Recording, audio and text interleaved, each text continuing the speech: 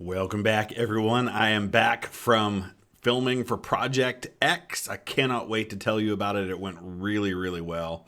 And I've got a lot of information that I'm just not able to share yet. But the moment I'm allowed to, I will definitely tell you guys all about it. In the meantime, we're going to go back to our friends over at the channel Decades. I've previously done reactions to several of their videos, and we've seen a lot of growth on that channel lately. So thank you to all of you who discovered them through me, and I hope you'll consider going and checking out their channel. They got a lot of fantastic stuff. This is part 3 now that they've just come out with of 25 absurd random history facts. If you have not seen my reactions to the first 2 parts of this, there's links down in the description as well as a link to the original content, so you can go to their channel and check everything out. I also want to give those guys a huge shout out and a thank you, because the guys at Decades, as a way of thanking me for shining a light on their channel, sent me a couple of their favorite soccer team jerseys, football team jerseys. Sorry, guys. So today I am wearing the Bolton Wanderers jersey that they sent to me, and I really like it, but I'm afraid to wear it because it's white and I'll get stuff on it. So I'll wear it for videos and things like that. I think it looks really cool. So thank you guys for that. Really appreciate it. I'll wear the other one in a future video when I do a reaction to one of their stuff. So let's dive into this one. Has its bizarre moments. In the previous 2 parts to this series, we've explored a total of 50 apparent historical details that highlight all angles of humanity's absurdity. In today's video, we're going to be bringing that number up to 75, with 25 more absurd random history facts. Please bear in mind that history as we know it to be written is always tarred by interpretation after interpretation. Absurdity almost always spawns from the absence of context, and whilst we try our hardest to ensure the information we share is correct, that's not always the way it shakes out, but fingers crossed. We're not exactly professional historians, we just enjoy it casually. So he makes an excellent point there. So much of what we think of as history, really all history is a recorded record. You know, it's a written down record of things that happened through the eyes of the people who wrote them down, or it's a compilation of information that people have accessed from the past and they've compiled it together and given it to us in a book or in a story or in an article or something like that. All of it is subjective based on who's writing, what their biases are, what their perspective is. Were they in position to have all of the information, or are they only writing what they're able to see? So some of the historic facts that we think about are just that. They're just one person's lens through which they saw things. Or there are things that we think are facts that really aren't facts. For example, the number of people who tell me all the time about how President William Howard Taft got stuck in a bathtub. It did not happen, okay? That's just one of those things that people just think happened because everybody says it happened, and it didn't really, so. It's also worth remembering some events, details, and facts may seem perfectly sane in more context than provided in this video. Sometimes, they may seem even madder. So we've gathered some jaw-dropping, unusual, sometimes hilarious, other times shocking facts that highlight humanity's endless battle with ridiculousness. Please enjoy 25 absurd random history facts, Part 3.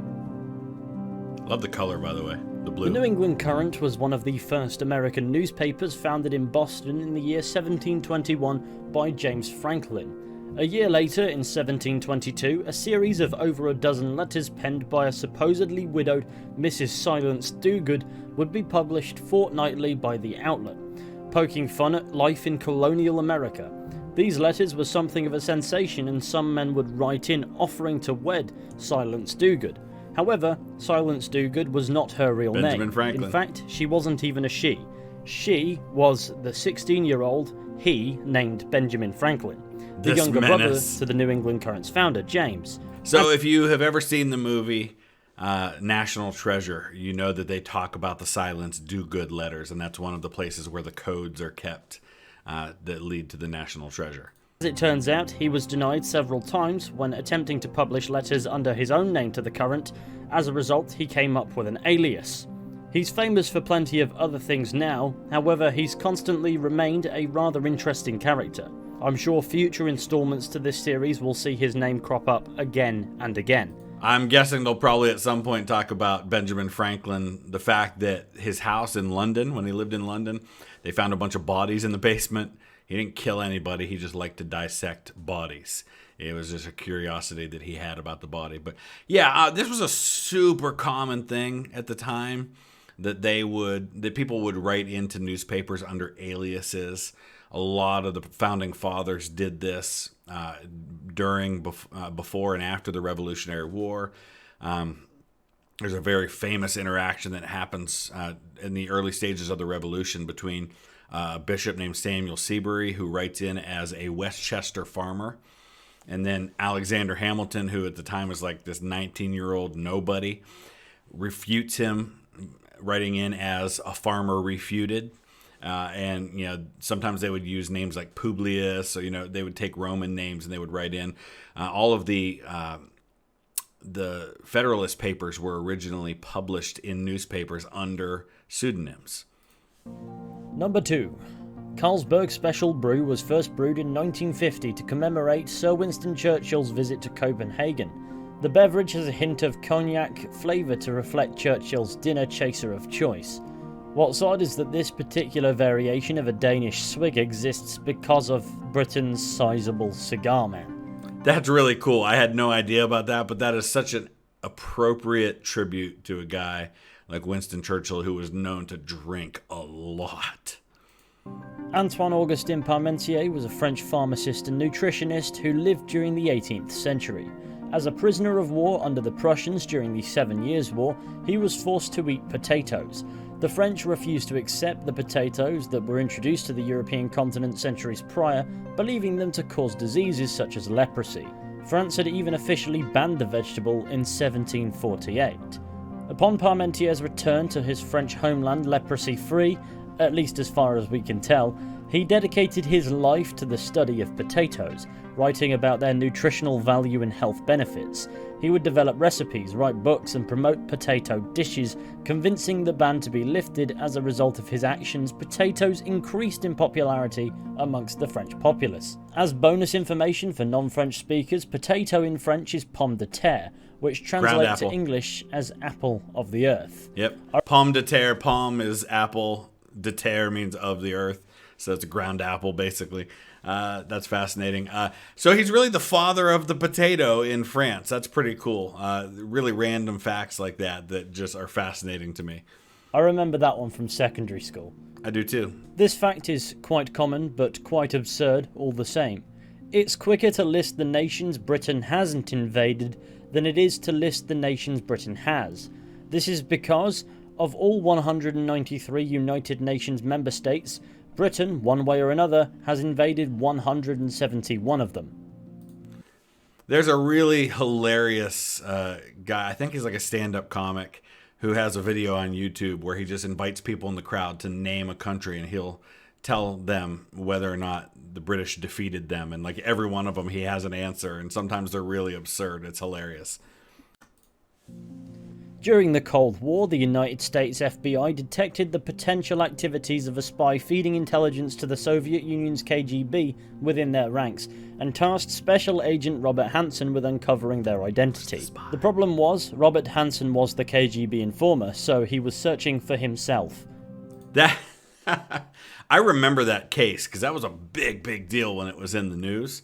It reminds me of, if you've never seen the TV show Justified, and I know they have a new version of it that's out right now, but you have to watch the original. And maybe I'm super biased towards this show because my family's from Eastern Kentucky, and that's where this show is set. And so a lot of it resonates with me because of that. But Timothy Oliphant's fantastic as Raylan Givens, and there's a lot of other Walton Goggins plays Boyd Crowder, who's kind of the main bad guy. Nick Searcy's this perfect chief deputy, and my chair's making all kinds of noise. But there's this one episode where they find out that this federal fugitive that they've been searching for decades is actually the county sheriff in Harlan County, Kentucky. And they've actually been traveling around with the guy they were looking for while they were looking for him. So it's pretty cool. But yeah, that kind of stuff happens like that. As another fairly common fact, ancient Greek Olympic athletes performed naked, and well-oiled, but that's a different story. This was a tribute to the Greek gods and was also considered a sign of civilization.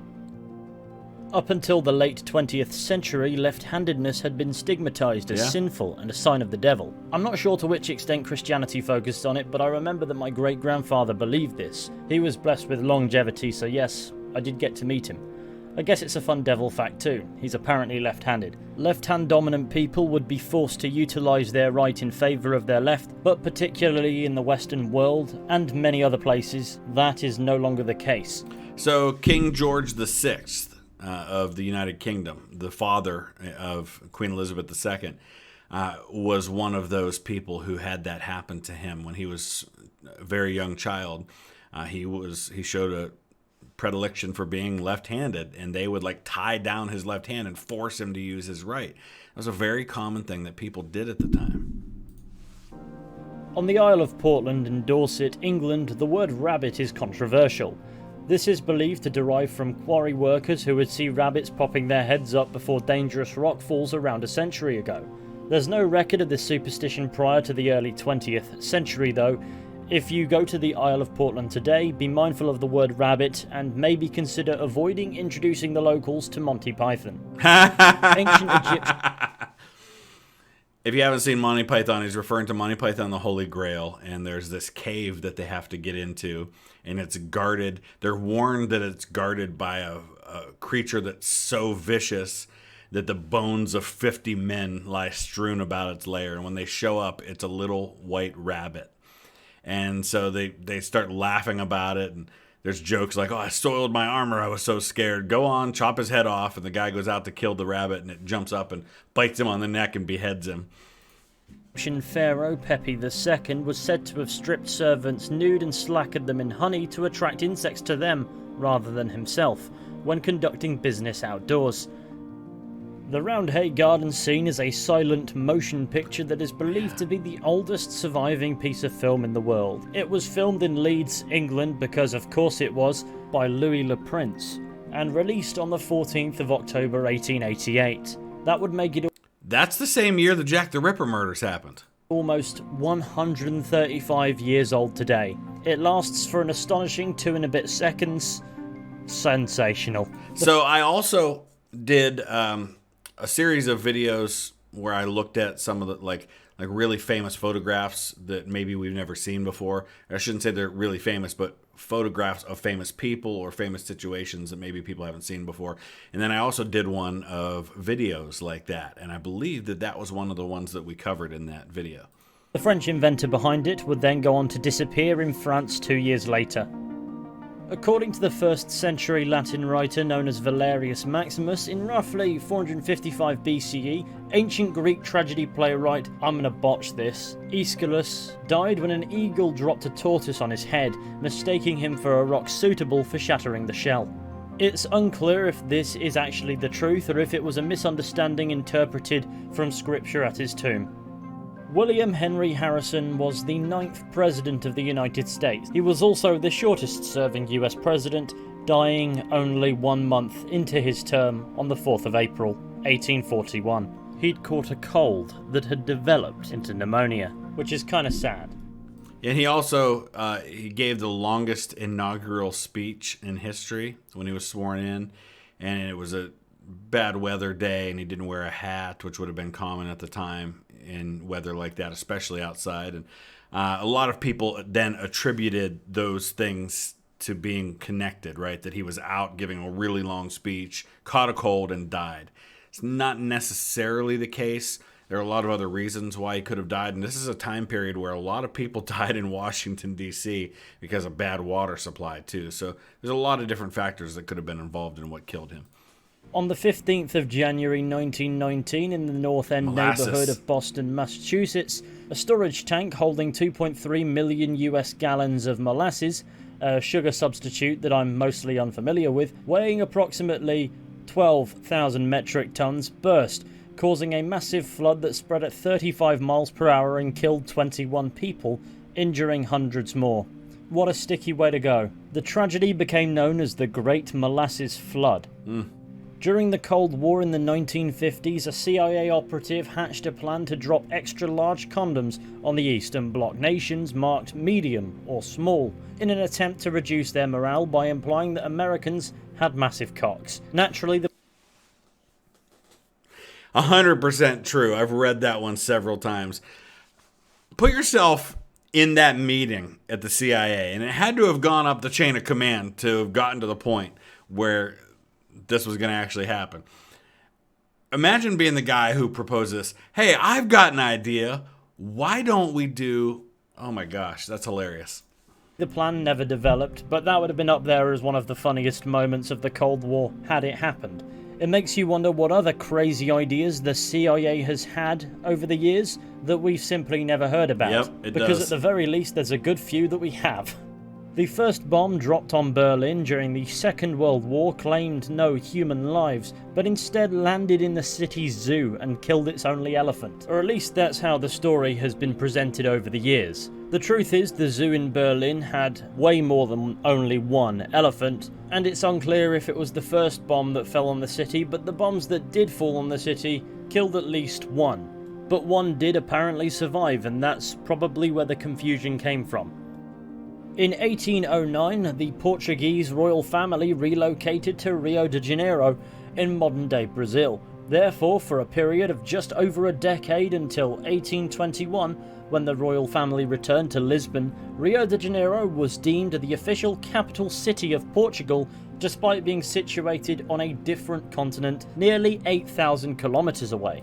Imagine that, a European capital in South America. That's crazy, but if you're going by the definition of what a capital city is, that it's the seat of government, it's 100% true. Brazil would become independent from Portuguese rule in 1822. Wojtek was the name of a Syrian brown bear that was enlisted officially as a soldier with the rank of private within the Polish Second Corps. I don't know military speak, so forgive me. Before being promoted to corporal, he served with the 22nd Artillery Supply Company in Italy during the latter stages of the Second World War and became something of a celebrity. He apparently enjoyed smoking cigarettes. My only question is, how does a soldier bear sound infinitely less terrifying than an ordinary bear? I want to know what he did to get promoted. Like, what justified the promotion from private to corporal? And was there increased responsibility involved with said promotion? At his death in 1087, William the Conqueror was reportedly quite a large guy. The manner of his death caused his intestines to rupture, and considering he was king, it took a while for his funeral to be organised, meaning come his funeral, he had been dead for some time. When the time finally came to lay him in his coffin, he was apparently too large and his body effectively exploded. Though the records are likely slightly exaggerated, it is quite possible that his ruptured organs burst and caused the funeral to smell rather. So what happens when we die is that the bacteria that already exists inside of our body starts to consume the body, and the natural process of decaying, the organs are some of the first things to go. And so there are these gases that build up. You see in pictures on the battlefields at places like Gettysburg how the bodies are bloated from the gases that are being produced by this bacteria that's kind of running amok on your internal organs. And so the fact that, I think it may have been like the pommel of his saddle or something, like ruptured his spleen or did something to his internal organs. So that probably even sped up the process. And I believe it had something to do with like them like trying to stuff him down into the coffin or the sarcophagus, or it was something to do with where he was encased, that during the service his body burst. Now it didn't explode and like pieces of organs are flying all over the place and hitting the priest in the face and stuff like that, but it probably perforated the abdomen, did, and those gases leaked out, and you can imagine the smell. It was bad. Foul. Violet Jessup was an Argentine maritime stewardess and nurse who survived the sinking of the Titanic in 1912 and the Britannic in 1916. She was also present aboard the RMS Olympic when it collided with British warship HMS Hawke in 1911. Fox told... Try to wrap your mind around the odds that that was possible. The Titanic was one of three ships. They were sister ships, the Titanic, the Olympic, the Britannic. And as they mentioned, the first two end up sinking within a few years of each other. One torpedoed during the First World War. But just the odds that the same person would have been on all of those is just insane to me. tossing was a popular sport amongst the bored, depraved, wealthy elite in the 17th and 18th century Europe. The premise of this blood sport was quite simple: catapulting a poor live fox as far and high as possible. As you can imagine, this often proved fatal for the foxes. However, on occasion they would turn on the participants and cause damage on the way out. As it turns out, that's only the second most disturbing definition of fox tossing I can think of. I don't know what the first one is, and I'm not looking it up. And please don't comment below with what it is. I don't know. I don't think I like where that's going. Listen, all throughout human history, we have been entertained by things that should not entertain us, right? We judge gladiator competitions and the fact that they would kill for entertainment for the people. But the only reason we don't do that today is because we can do it on movie screens and TV screens without actually killing the people. We are every bit as entertained by blood and gore and death and people fighting and all that stuff. Look at the popularity of war movies and of murder movies and horror movies. We love to see that stuff as a populace. Times really haven't changed all that much. Speaking of animal cruelty, during the Spanish Civil War, a besieged nationalist garrison was airdropped medical supplies. However, they didn't use parachutes. Instead, they used turkeys. The weight was too much for a turkey to effectively prevent falling. However, the turkey's flapping would control the descent enough that the supplies made it to the ground in one piece. I sense a WKRP in Cincinnati reference coming. Let's see if he does it. Turkeys, however, would die upon landing and were then presumably cooked and eaten by the garrison. No, he didn't mention it. So there was a TV show on back in the 80s called I think it was the 80s, maybe late 70s, WKRP in Cincinnati. It's about a fictional radio show, a radio channel, and all of the people who were in there. It's just like news radio was in the 90s. And one of the episodes of WKRP in Cincinnati, they're doing this big turkey giveaway, and they're going to drop the turkeys out of a helicopter for Thanksgiving, I think it is. And so you don't actually see it take place, but instead what you see is the reporter on scene for the radio show giving the play-by-play of what's happening. And what ends up happening is they're not dropping live turkeys, they're dropping frozen turkeys out of the helicopter, which are hitting and destroying things and causing pandemonium. And it's absolutely hilarious. One of the most memorable episodes of that show. The word fenestration means to build a window. Well, kind of in a roundabout sense, but you get the point. However, defenestration means to throw somebody out of a window. It also means to dismiss somebody of political power. This wide double meaning is due to an event where both definitions were exacted in the same action. The defenestration of Prague took place in the year 1618 when disgruntled Protestant estates threw 2 Catholic governors and 1 secretary out of the window from the top floor of Prague Castle. Nobody died, however, as the defenestrates, which is not a word but should be a word, are believed to have landed in a huge pile of manure. Of course, contemporaries would refer to this as divine intervention. The end result was the 30 Years' War. It certainly wasn't the first defenestration of Prague. The other one occurred almost 200 years prior. But it is believed to be where the definition of defenestration originated. Today, I regard it as one of my favourite words of all time. Yeah, that's fair. And it goes back in terms of history even further. There are stories of this happening much earlier than that, and even going back to the Bible, there's the story of Queen Jezebel, who is thrown out of a window and eaten by dogs in the Old Testament. And you see this in movies and TV shows as well, too, right? Robin Hood, Prince of Thieves, you have Friar Tuck throwing a corrupt bishop out the window with 30 pieces of silver. It happens in Braveheart, where you have, I think, kind of a fictionalized version of Piers Gaveston being thrown out a window by King Edward I. The ancient Romans used sacred chickens raised by priests known as the Valerius to consult regarding significant decisions. The chickens would be thrown seed. If they ate the seed, the chickens decided in favour of the decision. If they did not, they decided against it. Victor Lustig was an Austro-Hungarian con artist who, upon reading a news article in 1925 regarding problems with the Eiffel Tower's maintenance, hatched a scheme. he successfully sold the Eiffel Tower in a scheme that worked so swimmingly he attempted to do it again. This time the police caught wind and he had to flee to the US. He would become known as the man who sold the Eiffel Tower twice, but it appears he only managed to close the bogus deal the once. This and other instances like it has led to a saying, and if you like that, I've got a bridge to sell you too. Because somebody, I think, did something similar in trying to sell the Brooklyn Bridge in the United States. During the British colonial occupation of India, the story goes, officials were so concerned regarding the number of venomous cobras in Delhi that it offered a bounty reward for every dead cobra. However, it was significantly cheaper to breed cobras than the British were willing to pay per snake, so people would breed them just to turn them in. When the bounties were dropped, people no longer had any need for their stockpiles of snakes and simply set them free. So the Cobra Effect was born, where incentives intended for resolving a problem wind up rewarding people for making it worse.